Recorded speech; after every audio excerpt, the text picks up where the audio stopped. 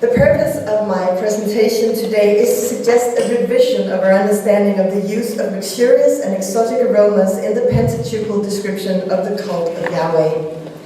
When interpreting the sacred anointing oil in Exodus chapter 30, verses 22 to 33, and the incense offerings in Exodus chapter 30, verses 7 to 9, and I should say that these are not texts that people read that often, even people who are actually interested in the Hebrew Bible.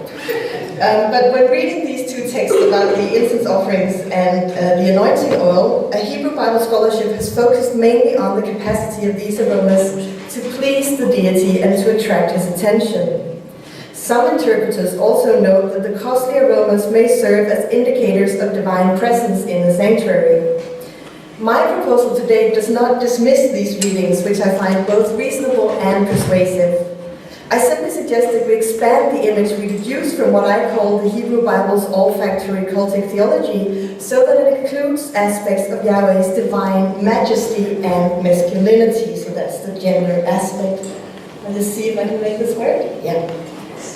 An important step in doing this is to let our understanding of the use of scents and aromas in the cultic text in the Hebrew Bible be informed by the way that luxurious smells are used in those texts that describe the erotic and the glamorous life at the royal court.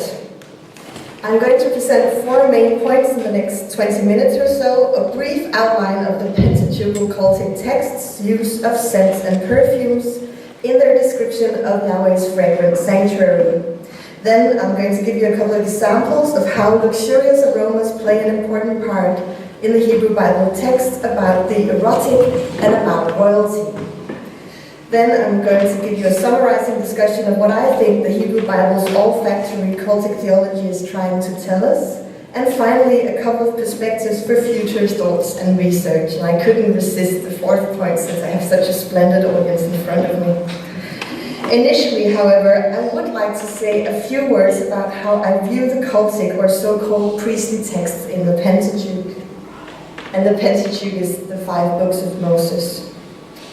Although it's tempting to view the Pentateuchal cultic texts as description of an actual historical sanctuary, perhaps in Jerusalem in the Persian period, and as descriptions of the ritual practices that were carried out there, I see them rather as descriptions of the ideal cult that probably holds some similarities with practices that would have been familiar to the authors and intended readers of the texts, but not necessarily so. Therefore, I read the Pentateuchal cultic text as statements about the nature of Yahweh expressed through the literary themes of ritual and sanctuary space, and not necessarily as information about historical ritual practices and actual sanctuaries. The cultic text in the Pentateuch express theology, basically, through descriptions of divinely sanctioned prescriptions for idealized forms of worship. So I think what we should read these cultic passages in the Pentateuch as are statements of, wouldn't it be nice if we worship our deity in this particular way, and not necessarily as accurate descriptions of what they actually did. Right, so then it's off my chest. In the Hebrew Bible, the temple cult is pervaded by smell. Perhaps the most well-known example are the sacrifices and offerings that are burned on the altar as gifts of fire or as pleasing odors to the deity. I've argued elsewhere that this stress on the deity's sense of smell indicates that although Yahweh does accept and enjoy these food gifts from his worshippers, he eats them with his nose, not with his mouth, and this underlines both the similarities and the differences between the divine beings and humans. Today, however, I would like to focus on 2 other olfactory elements in the Hebrew Bible cultic texts, namely the sacred oil laced with spices and aromatics with which the sanctuary and the priests are anointed, and the fragrant and luxurious incense which is burned every day in front of Yahweh and which is made using Yahweh's own exclusive incense blend. If we take the anointing oil first, it's made of olive oil mixed with myrrh, cinnamon, aromatic cane, and cassia, and the objects that are anointed with it become most holy, according to the text. just as the special sacredness of the priest is derived partly from being anointed with this particular oil. Myrrh is a resin collected from a family of trees and shrubs called conifera. They can be found in arid regions such as North Africa and Arabia, and they usually have thorns and a milky sap that dries into an almost translucent resin. Cinnamon, as most of us know, is a fragrant spice, which we also call cinnamon today. It's the bark from a shrub-like plant called Cinnamomum verum, or true cinnamon. Sweet or aromatic cane is a grass or reed-like plant which is still used for perfume production today. Its underground roots, which are also called rhizomes, are dried and used for oil production.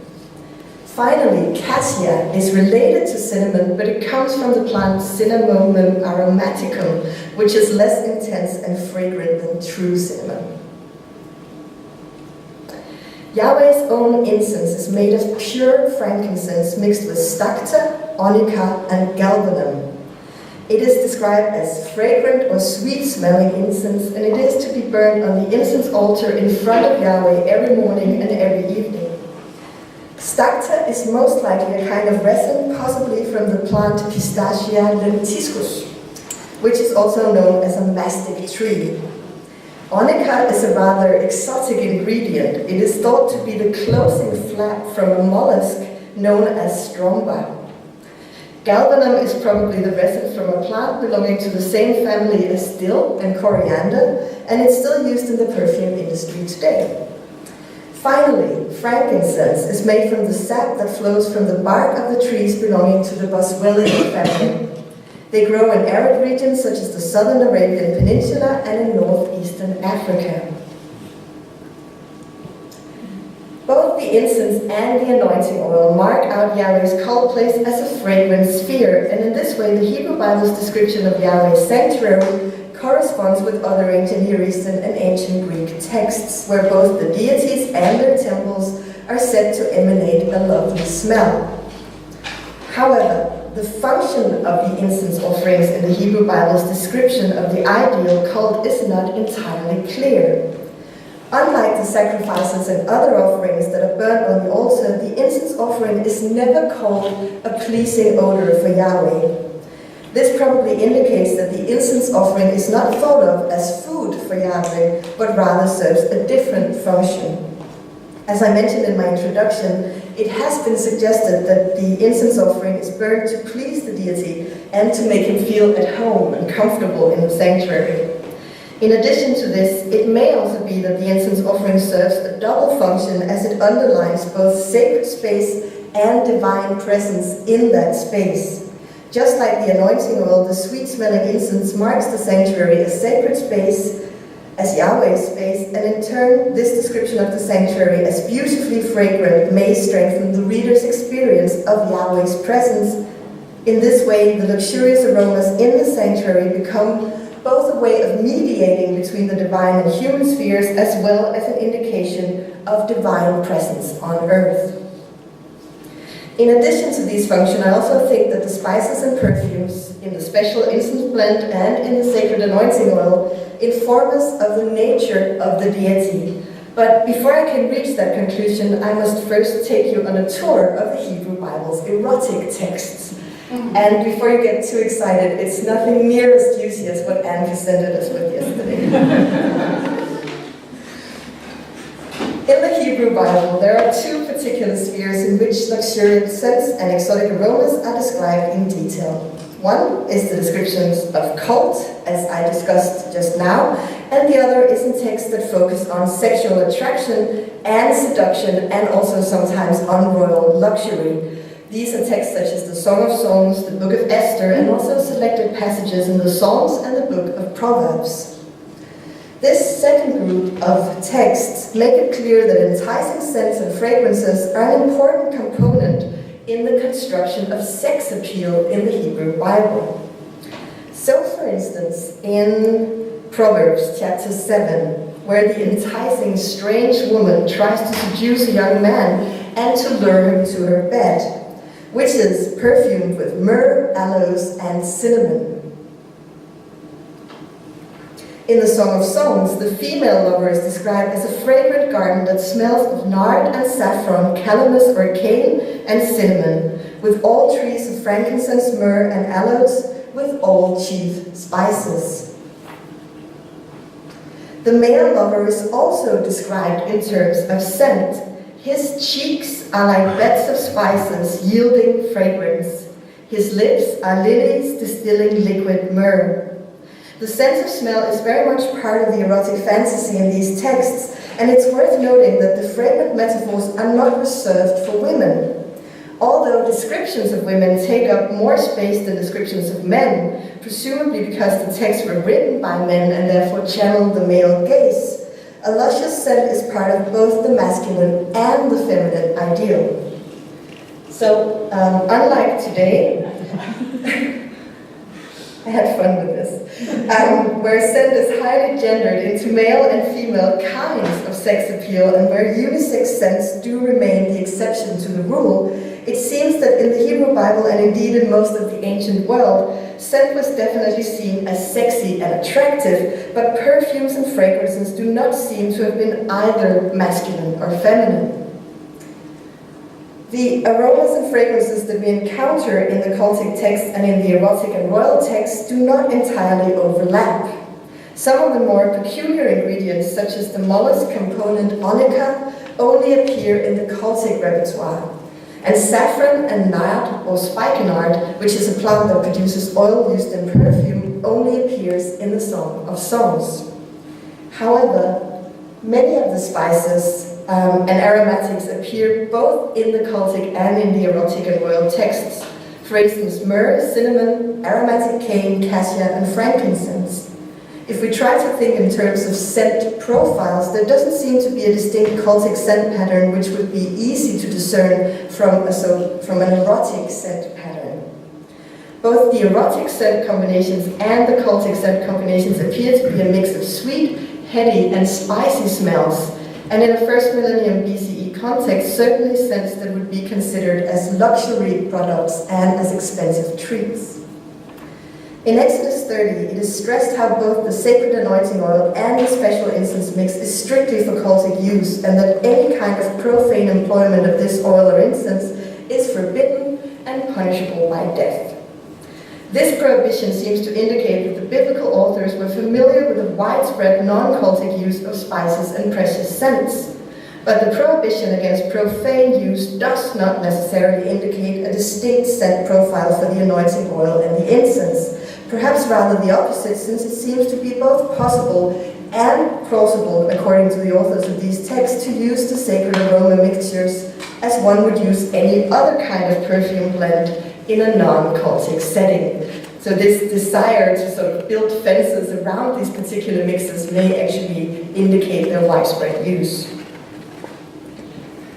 In Hebrew Bible scholarship, these two scent-related spheres, the cultic and the erotic, are consistently treated separately, either simply as a means of categorization or because these two spheres are seen as incompatible. However, the Hebrew Bible's non-cultic use of scents may in fact inform our understanding of Yahweh as a fragrant God in the cultic texts. The sensual and erotic texts in the Hebrew Bible that stress the allure of sweet smells are also, to a large extent, texts about royalty. And an important part of royal privilege and power in the Hebrew Bible is linked with luxurious spices. A good example of this is King Solomon, who's mentioned several times in the Song of Songs, and who is presented with spices worth a fortune by the Queen of Sheba and by other foreign rulers. In the book of Esther, the overlap between royalty, sex, and scent is parodied in the description of the 12-month beauty treatment that is to make Esther and the other virgins fit for a king. It consists of 6 months bathing in oil of myrrh and 6 months bathing in spices. The symbol of becoming a king in the Hebrew Bible is to be anointed with presumably fragrant oil. In Psalm 45, a song about a royal wedding, the royal bridegroom is praised as exactly anointed, fragrant, powerful, and attractive. The king is the most handsome of men. His throne endures forever. His God has anointed him with the oil of gladness. and his clothes are fragrant with myrrh and aloes and cassia. In short, this king embodies the Hebrew Bible's ideal of a powerful male, and it just so happens that part of this portrait of privilege in power is also to smell good. Considering that Yahweh himself is perceived as a king in some Hebrew Bible texts, and that kingship was part of the standard attire almost for ancient Near Eastern deities, it seems likely that Yahweh's fragrant cult corresponds with Yahweh's supreme majesty. Therefore, I would suggest that we understand the centered symbolism of the Hebrew Bible's description of cult as expressing something about Yahweh as the highest king and alpha male, as well as expressing divine presence. As I mentioned earlier, scent and luxurious aromas function as erotic markers for both men and women in the Hebrew Bible, and therefore there's nothing intrinsic to the aromas in the cult that index specifically masculine identity.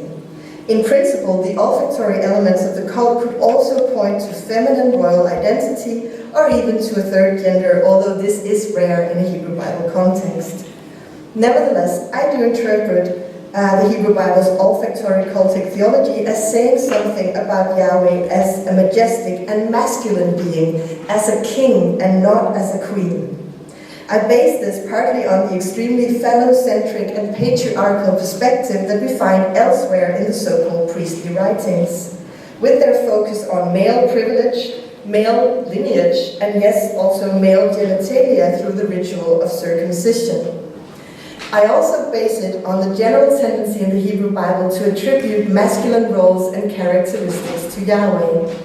Although feminine attributes, roles, and character traits are sometimes, and importantly, used to portray Yahweh and his actions, these occurrences are absolutely dwarfed by the many times that Yahweh appears in these texts as a clearly gendered male. Therefore, it's my suggestion that in the cultic texts, centered characteristic of Yahweh, he does seem to conform to the Hebrew Bible's hegemonic masculine ideal, and he appears as a masculine and majestic figure who resides in his royal dwelling, the sanctuary.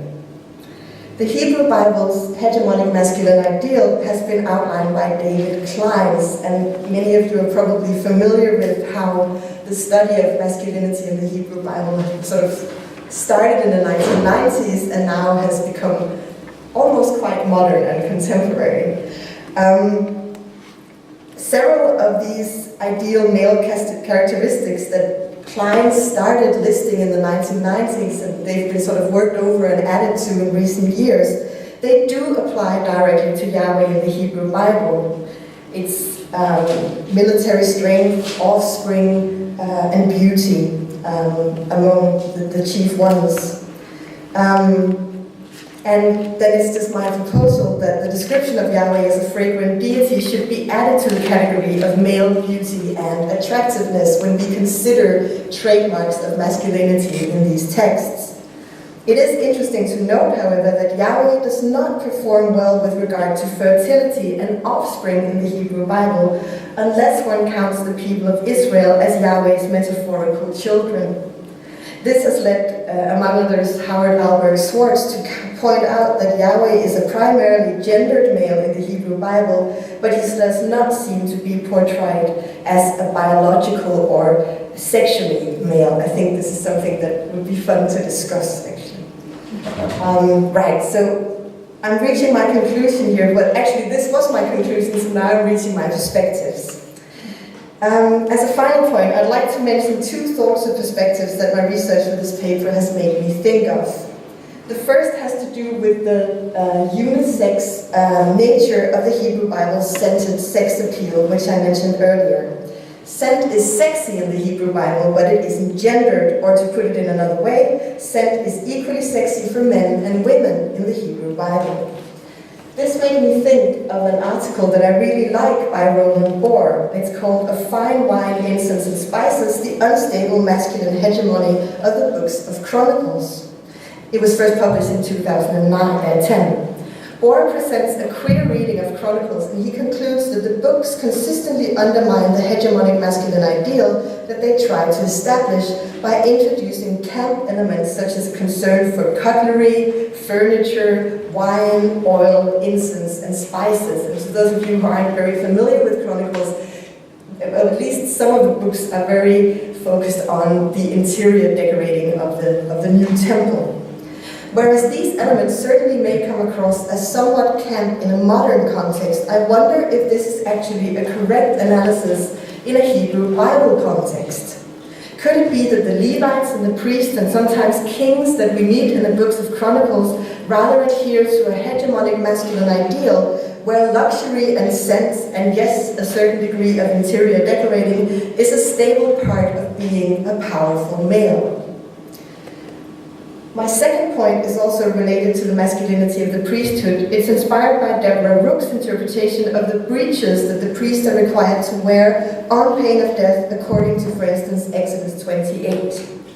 In the article, Breaches of the Covenant, Gender Garments in the Priesthood from 2009, Rook concludes that the requirement for priests to cover their genitals with breeches can be explained by the conflict that arises from an all-powerful masculine gender deity who is worshipped by other males.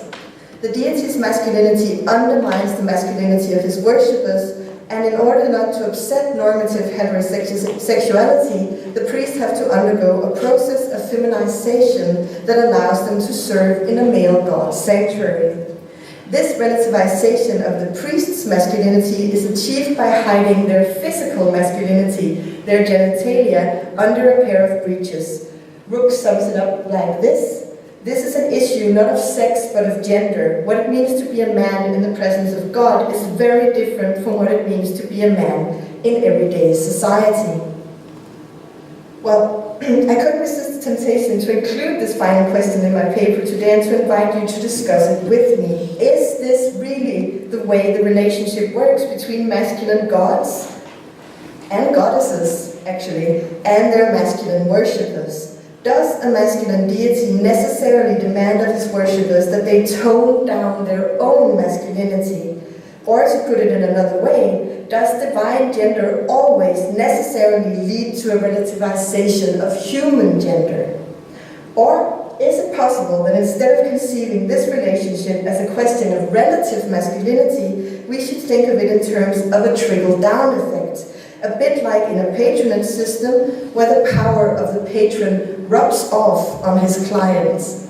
If this is the case, we should expect a very manly deity to have equally manly worshippers. I'm going to stop here. Thank you very much for your attention.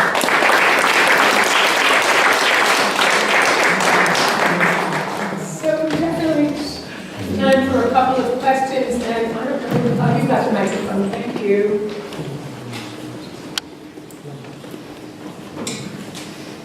Hi, thank you. Very interesting. I'm a sense person, so this is equally interesting from both the gender perspective and the senses perspective. Senses, not sense, but sense as senses, anyway.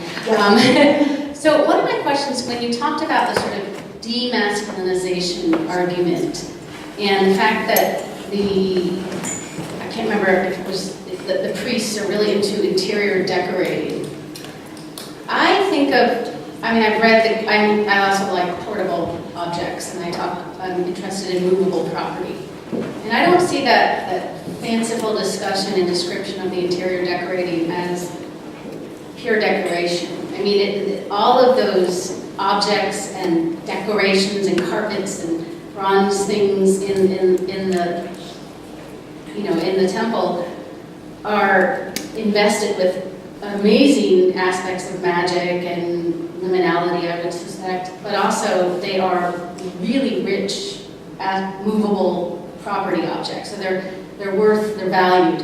Absolutely. In terms of property. So I would tend to kind of walk away a little bit from that demasculinizing argument via decorating. I think that's a modern assumption that we might be bringing to the decorated temple. No, absolutely, I agree, and I think that was also the point I tried to make, but I probably tried to sort of stuff too much in here, and I'm sorry about that. But Bohr's argument is that we have in Chronicles, for instance, we have this priestly class in the Levites who are supposedly embodying this particular book's hegemonic masculine ideal, but they subvert their own masculinity by exactly engaging in what he calls interior decorating, so sort of obsessing about the golden forks for the sanctuary. And my sort of counter-argument that I probably rushed was that actually I think that it's part of the masculine hegemonic ideal in Chronicles, for instance, to be very much engaged in, well, let's call it interior decorating for now, because it exactly establishes masculinity as the power and privilege to be able to decide these things and also to use these things, be it gold and bronze, silver vessels, expensive spices and perfumes. So it doesn't, it's sort of a modern misunderstanding to think that that deducts from the hegemonic masculine ideal. But I'm sorry I didn't. Sure. But thank you for that comment. And I'll think some more about the portability actually, because I haven't given that enough attention. So thanks for that. So maybe, I know there are a bunch of hands up, but we'll run out of time shortly. Maybe one more person, and maybe I'll leave it to you to figure out. Sorry, everybody. Just on your final point, I heard a very good paper a couple of years back about mosaics in Roman villas, and apparently it was a thing that they would fill these mosaics with pictures of Jupiter raping various nymphs and so on. And the point of this was to make it seem like the patriarch of the household was like Jupiter and could also screw anything that moved. But of course it's hard to imagine a more phallocentric culture than the Romans. Yes. Other cultures may not have been quite so obsessed with such things. Thank you. Yeah. Thank you. I think we need to 2:30, a little bit past, so I think we should move to our